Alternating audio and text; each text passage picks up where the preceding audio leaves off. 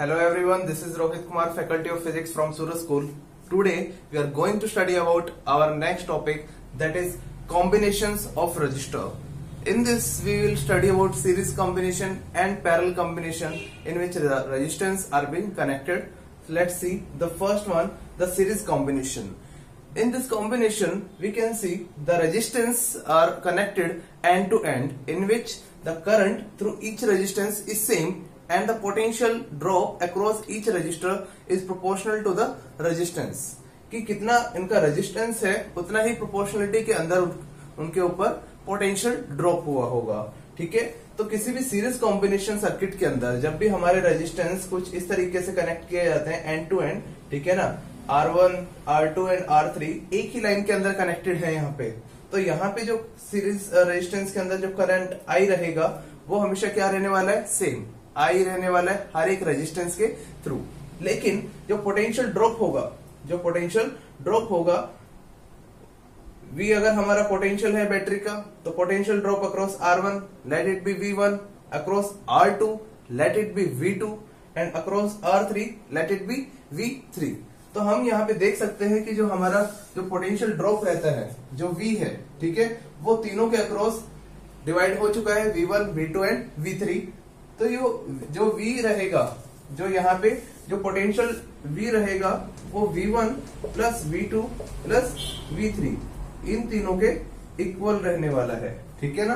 So total potential drop that is V which will be equal to potential drop across each individual resistors. ठीक है ना, हर एक individual resistors के सम के बराबर रहने वाला है. Okay, so potential drop across each resistor, देखते हैं कि क्या क्या पोटेंशियल ड्रॉप आया है हर एक रजिस्टर के अलोंग.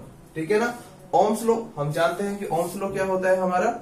ओम्स लॉ कहता है कि जो हमारा करंट है वो किसके डायरेक्टली प्रोपोर्शनल रहता है, to the potential which is applied across a circuit. ठीक है ना. सो ये V is equal to IR यहां से निकलता है, where R is the proportionality constant जो हम यूज करते हैं कॉल्ड रेजिस्टेंस. ठीक है, जिसकी यूनिट क्या रहती है, ओम. तो ओम्स लॉ ने V is equal to IR हमें एक फॉर्मूला यहाँ पे प्रोवाइड किया. So let's use this formula for each individual resistors having each individual potential drop V1, V2 and V3 respectively for R1, R2, R3 resistances. तो V1 is equal to IR1. ठीक है ना. जो V1 है that is potential drop across resistance R1. ठीक है. तो यहाँ पे जो करंट है वो तो क्या रहने वाला है, सेम रहने वाला है. हर एक के अक्रॉस जो करंट रहेगा वो सेम रहेगा. अब V2 अगर देखते हैं, V2 जो हमारा पोटेंशियल ड्रॉप है that is across resistance R2 and V3 अगर हम पोटेंशियल ड्रॉप देखें, यहाँ पे जो V3 पोटेंशियल ड्रॉप है वो किसके अलोंग है, R3 के अलोंग है. ठीक है. तो यहाँ पे V1, V2 एंड V3 हमारा हर एक रेजिस्टेंस के अलोंग जो पोटेंशियल ड्रॉप है वो V1, V2 एंड V3 है, जिसके अंदर जो हमारा करंट है I एंड I. हम देख सकते हैं कि current through a series resistance circuit is same. ठीक है. अगर हम माने कि जो हमारा RS है, मैंने RS से डिनोट किया है इक्विवेलेंट रेजिस्टेंस, हमें यहाँ पे इक्विवेलेंट रेजिस्टेंस निकालना है, total resistance of the circuit. क्या होगा सीरीज कॉम्बिनेशन सर्किट का जो इक्विवेलेंट रेजिस्टेंस होगा दैट विल बी RS. और अकॉर्डिंग टू ओम्स लॉ अगर हम देखें, ये हमारा पोटेंशियल था, टोटल पोटेंशियल. ठीक है ना, जिसका जो बैटरी जो हमने लगाया था उसका जो पोटेंशियल था वो V था. करंट सेम है, RS टोटल रेजिस्टेंस है. अगर मैं इसका ये इक्विवेलेंट सर्किट यहाँ पे बनाऊं तो इक्विवेलेंट सर्किट यहाँ पे कुछ इस तरीके से बनेगा. ये RS, ये V पोटेंशियल लगाया है यहाँ पे बैटरी ने, I करंट इसके थ्रू फ्लो कर रहा है. तो यहाँ पे क्या हो जाएगा, मैंने R1, R2 और R3 को सिर्फ एक रेजिस्टेंस RS की फॉर्म में लिख दिया यहाँ पे. ठीक है ना, जो रेजिस्टेंस है. ठीक है, सीरीज कॉम्बिनेशन का जो इक्विवेलेंट टोटल रेजिस्टेंस निकलेगा मैंने उसको माना RS. ठीक है. तो यहाँ पे क्या है, I करंट फ्लो कर रहा है, V पोटेंशियल है, I करंट फ्लो कर रहा है और टोटल यहाँ पे रेजिस्टेंस कितना है, RS है. ठीक है ना. So now we know that की potential drop, total potential drop V किसके इक्वल होना चाहिए था, V1 plus V2 plus V3 के इक्वल होना चाहिए था. अब हम पुट कर देंगे फर्स्ट इक्वेशन से V1, V2, V3 की वैल्यूज एंड सेकंड इक्वेशन से V की वैल्यूज। तो हम देखें तो V या क्या इक्वल होगा IRS, ठीक है ना। V1 किसके इक्वल होगा IR1, V2 किसके इक्वल होगा IR2 एंड V3 किसके इक्वल होगा IR3। तो यहाँ पे जो चीज कॉमन है वो क्या है हमारी I, ठीक है। तो ये जो कॉमन है ये आपस में कट जाएगी और हमारे पास जो सीरीज कॉम्बिनेशन का इक्विवेलेंट रेजिस्टेंस आया that will be equal to R1 plus R2 plus R3, ठीक है। हम यहाँ पे एक चीज देख सकते हैं कि जो हमारा सीरीज कॉम्बिनेशन जो सर्किट जो आया यहाँ पे जो रेजिस्टेंस इक्विवेलेंट रेजिस्टेंस आया वो क्या है हमारा R1 plus R2 plus R3, ठीक है। यहां से हम कुछ चीज इन्फ्रेंस निकाल सकते हैं कि किसी भी सीरीज कॉम्बिनेशन सर्किट के अंदर जो हमारा इक्विवेलेंट रेजिस्टेंस होगा वो अगर इंडिविजुअल रेजिस्टेंस में भी सबसे बड़ा जो रेजिस्टेंस हो, लाइक हम यहाँ पे कंसिडर करते हैं कि अगर मैं मानू R1 क्या है 4 ओम है, R2 और R3 में कंसिडर कर लूं 9 ओम है, ठीक है। तो हमारा जो इक्विवेलेंट रेजिस्टेंस RS वो कितना होगा R1 plus R2 plus R3, ठीक है। लेट्स सी R1 कितना है 4, R2 कितना है 9 और R3 कितना है 9, ठीक है। तो हमारे पास यहाँ पे 3 रजिस्टर्स हैं R1, R2 एंड R3 और तीनों की वैल्यूज हमें पता है। तो यहाँ पे 9 और 9 18 और 4 22। तो यहाँ पे जो इक्विवेलेंट रेजिस्टेंस आया वो कितना आया हमारा 22 ओम। जो 22 ओम है जो इक्विवेलेंट रेजिस्टेंस की जो वैल्यू है वो इंडिविजुअल रेजिस्टेंस से बहुत ज्यादा बड़ी आई है, ठीक है ना। अगर यहाँ पे मैं इंडिविजुअल रेजिस्टेंस देख लूं तो R1 मेरा 4 ओम था, R2 एंड R3 मेरा 9 ओम्स थे, ठीक है। तो सबसे बड़ा इंडिविजुअल रेजिस्टेंस का जो वैल्यू था वो 9 ओम था, बट यहाँ पे जो टोटल इक्विवेलेंट रेजिस्टेंस का वैल्यू आया वो कितना आया 22 ohm, which is very very large then the any individual resistance which you have connected in this circuit. तभी क्या होता है एक चीज ध्यान रखना कि सीरीज रेजिस्टेंस सर्किट के अंदर जो हमारा इक्विवेलेंट रेजिस्टेंस है वो बहुत ज्यादा अमाउंट के अंदर बढ़ जाता है, ठीक है। और यहाँ पे जो इक्विवेलेंट रेजिस्टेंस आएगा वो किसी भी इंडिविजुअल रेजिस्टेंस से बहुत ज्यादा बड़ा होगा, ठीक है। Now here will see about the parallel combination of resistors. In this parallel combination of resistors here we can see that different paths are there for the current to move for R1, R2 and R3. So current through each resistor will be different but the potential drop across each resistor will be same, ठीक है। यहाँ पे अगर हम देखें अगर series combination और इसको कंपैरिजन करें तो सीरीज कॉम्बिनेशन सर्किट के अंदर हमारा जो करंट था उसको एक ही पाथ चाहिए था, ठीक है। तो हर एक के थ्रू जो करंट का वैल्यू था वो क्या था सेम था।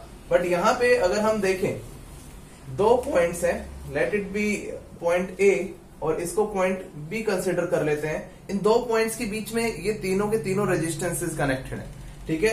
तो यहाँ पे एक पाथ ये है, एक पाथ ये और तीसरा पाथ ये। तो हर एक रजिस्टर के पास जाने के लिए जो हमारा करंट I है वो डिस्ट्रीब्यूट हो गया I1, I2 and I3 current in resistance R1, R2 and R3 respectively, ठीक है। लेकिन यहाँ पे जो पोटेंशियल ड्रॉप रहेगा हर एक कैपेसिटर के थ्रू वो क्या रहने वाला है सेम रहने वाला है, क्योंकि जो सारे के सारे रेजिस्टेंसेज हैं वो 2 कॉमन पॉइंट्स के बीच में कनेक्टेड है, ठीक है। तो टोटल करंट क्या हो जाएगा अगर हम टोटल करंट देखें यहाँ पे तो हमारा अगर टोटल करंट इस सर्किट के थ्रू I फ्लो कर रहा है तो that will be equal to I1 plus I2 plus I3, ठीक है। ये हमारा टोटल करंट हो जाएगा अक्रॉस ईच रेजिस्टेंस और जो करंट होगा वो डिस्ट्रीब्यूट होगा इनवर्सली फॉर्म में, ठीक है ना।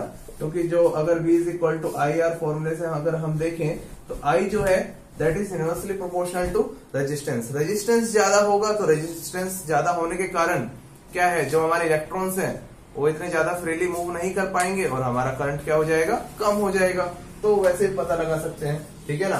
So current across each resistor क्या होने वाला है यहाँ पे अगर ओम्स लॉ से देखें तो I1 क्या हो जाएगा पोटेंशियल हमारा सेम है तो I1 क्या होगा V अपॉन R1, I2 क्या होगा V upon R2 and I3 क्या होगा V अपॉन R3। तो यहां से हम ओम्स लॉ से पता लगा सकते हैं क्योंकि हमारा जो पोटेंशियल है वो हर जगह क्या है सेम है।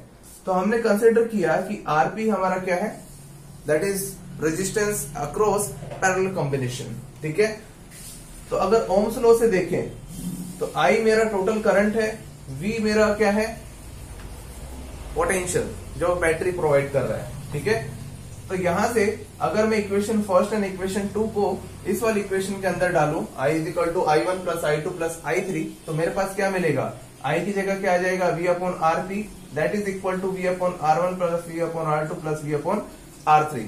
ठीक है, तो मेरे पास जो इक्विवेलेंट रेजिस्टेंस आया for a parallel combination circuit, वो हमारे पास क्या मिला, 1/R1 + 1/R2 + 1/R3।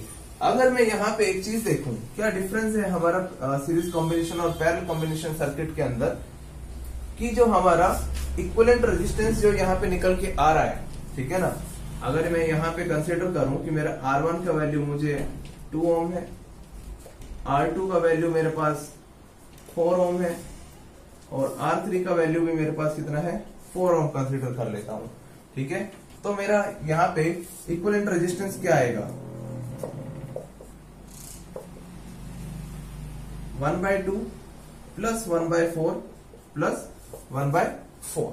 ठीक है, यहाँ पे जो हमारा इंडिविजुअल रेजिस्टेंस है वो है 2 ओम, 4 ओम, 4 ओम, लेकिन जो यहाँ पे हमारे पास पैरेलल कॉम्बिनेशन के थ्रू इक्विवेलेंट रेजिस्टेंस आ रहा है वो कितना आएगा हमारे पास, 1/2, 1/4 और 1/4 कितना होता है, ये 1/2 हो जाएगा। So this will be equal to 1/1। So parallel combination के लिए जो हमारा इक्विवेलेंट रेजिस्टेंस आया यहाँ पे, that is equal to 1 ohm. हम यहाँ पे देख रहे हैं कि हमारे पास जो 3 इंडिविजुअल रेजिस्टेंसेस हमने लिए थे, उनका वैल्यू जो इक्विवेलेंट रेजिस्टेंस है उसके वैल्यू से क्या है, काफी कम है। ठीक है ना, इसलिए हम अपने घर के सर्किट्स के अंदर सीरीज कॉम्बिनेशन ना यूज करते हुए पैरेलल कॉम्बिनेशन यूज करते हैं। इसका दूसरा काम ये भी है कि हम पैरेलल कॉम्बिनेशन इसलिए भी यूज करते हैं क्योंकि पैरेलल कॉम्बिनेशन के अंदर हमारा जो पोटेंशियल ड्रॉप है अक्रॉस ईच पॉइंट, वो क्या रहने वाला है, सेम रहने वाला है। तो अगर जो पहला वाला प्लग है उसके अंदर V पोटेंशियल है, ठीक है, अगर सीरीज कॉम्बिनेशन हुआ V1 है, दूसरा वाला जो पंखा चलने वाला है उसको V2 पोटेंशियल मिल रहा है, जब तक लास्ट वाला रूम के अंदर जाएंगे तो फैन चलना ही बंद हो जाएगा, क्योंकि वहां तक पोटेंशियल ड्रॉप घटते घटते कहीं 0 ही ना हो जाए। ठीक है ना, इसलिए हम सीरीज कॉम्बिनेशन सर्किट को यूज नहीं कर सकते होम अप्लायंसेस के लिए। ठीक है ना, घरों के सर्किट के लिए हम पैरेलल कॉम्बिनेशन सर्किट यूज करते हैं, क्योंकि वहां पे हर एक पॉइंट के लिए जो हमारा पोटेंशियल ड्रॉप होता है वो क्या होता है, हमेशा सेम। जो प्रोवाइड किया V पोटेंशियल है पहले जो गेट में घुसते जो बल्ब होगा उसमें भी, और जो लास्ट वाले रूम में जो बल्ब या फैन चल रहा होगा उसके लिए भी सेम पोटेंशियल मिलेगा, सेम पोटेंशियल ड्रॉप होगा।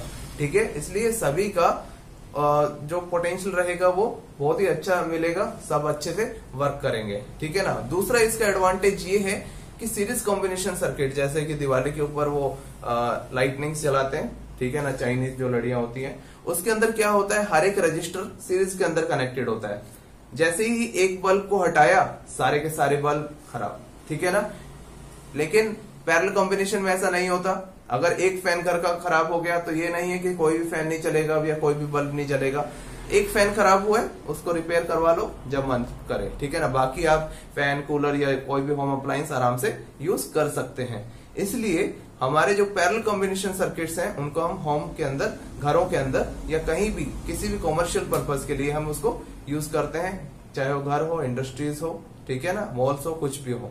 ठीक है, इसलिए जो हमारा पैरेलल कॉम्बिनेशन सर्किट है उसमें हम देख भी सकते हैं कि जो हमारा रेजिस्टेंस है वो कम हो जाता है। रेजिस्टेंस कम हो रहा है तो हर एक अप्लायंस के थ्रू जो करंट होगा वो अच्छे से ज्यादा मिलेगा उसको, बढ़िया से। ठीक है ना, so this is our parallel combination and series combination circuits.